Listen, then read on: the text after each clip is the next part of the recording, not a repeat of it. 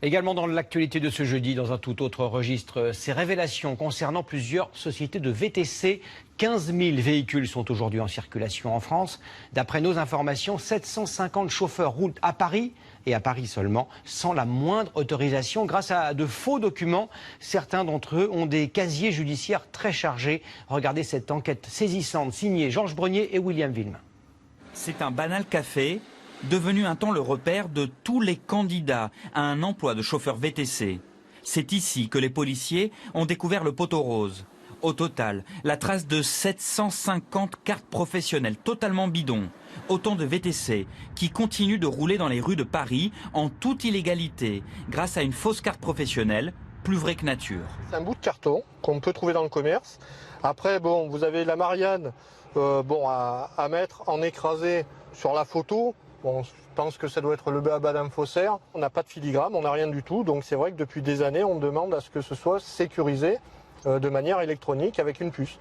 Les faussaires livraient le précieux sésame pour 2 à 3 000 euros, tampon de la préfecture en prime. Plus cher qu'une carte en bonne et due forme, mais les candidats n'avaient pas à passer l'examen obligatoire. Ils pouvaient surtout tromper la vigilance des grandes plateformes de VTC. Les chiffres sont accablants. Environ 2/3 des faux chauffeurs sont des immigrés sans papier.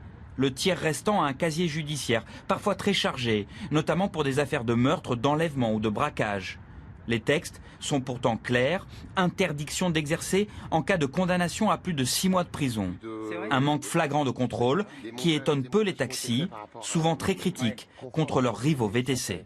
Ça fait des mois, voire des années, que nous avertissons les pouvoirs publics sur la délivrance anarchique d'autorisation de VTC et le manque de contrôle, d'où la prolifération de travailleurs dits clandestins. La liste des 750 faux chauffeurs est désormais entre les mains de la police. Les plateformes VTC, elles, cherchent à rassurer leurs clients. D'après elles, les processus d'embauche de leurs chauffeurs ont été renforcés pour éviter une nouvelle affaire bien embarrassante. C'est le rêve de centaines de milliers d'agriculteurs et de consommateurs.